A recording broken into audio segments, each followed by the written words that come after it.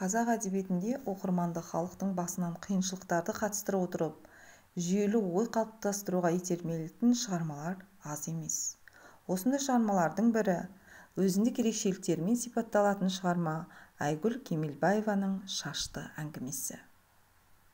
Айгүл Кемелбаеваның «Шашты» әңгімесінде ұлттық құндылықтарымыз жан-жақты суреттелген. Ұлттық мүдде идеясын бірнеше оқиғалар барысында көреміз. Автор барлығын өз кейіпкерлерінің бойындағы құндылықтар арқылы жеткізеді. «Шашты» әңгімесі адамның жан дүниесіне қатты әсер ететін шығарма. Оны қаламгер ұлттық мүдде тұрғысынан қарастырған. Шығарманы оқыған сайын ұлттық құндылықтарымыз биіктей түседі.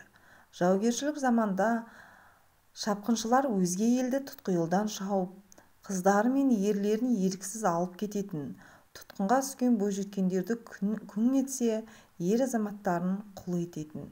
Міне ең алдымен шығармадағы көтерілген басты мәселе адам тағдыры. Жер бетінде адам тағдырымен ойнап, оның өмірін ұрлаудан артық асқан күнә жоқ. Жазушы біріншіден осыны ашып көрсетеді. Әңгімеде ер азаматтардың ар-намысы, шапқыншылыққа ұшыраған елдің күйі секілді мәселелер талқыланады. Оны біз түркмендерде құлдықта өмірін өткізген Тасқұл бейнесі арқылы көреміз. Құлдықта жүрсе де ар-намысын алдыңғы орынға қойған Тасқұлда ұлтымызға ғана тән намысқойлық қасиет басым. Ол қанша рет қашуға бел буса да босап шыға алмайды.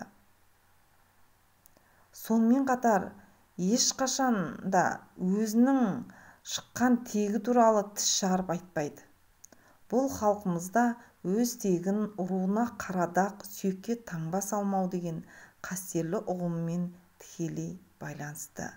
Міне шығармадағы ұлттық мүддеге келгендегі ең бір ұтымды жері Тасқұлдың осы бір қасиетінде жатыр. Жазушы шағын әңгіме арқылы жауынгер қазақ халқы рухының мықтылығына назар аударған. Халқымыздың бойындағы ең бір асыл қасиет ұлт мүддесіне қызмет етер ұрпақ жалғастығы. Осы өз арманына жете алмаса да, соны Тасқұл Кенжебек арқылы жүзеге асыруы. Осы жолда Тасқұлға халқымыздың даналығы, көрегендігі, ат баптау өнеріне деген аспан әлемінің құпияларын терең меңгерген сұңғыла қасиеті көмектеседі. Мұндай қасиеттер біздің қазағымызға ғана тән екенін білеміз.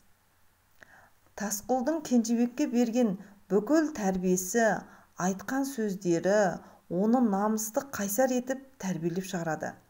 Еліне жеткен Кенжебек осы тәрбиені ту етіп, ұлт мүддесіне қызмет етіп, атақты батыр болады.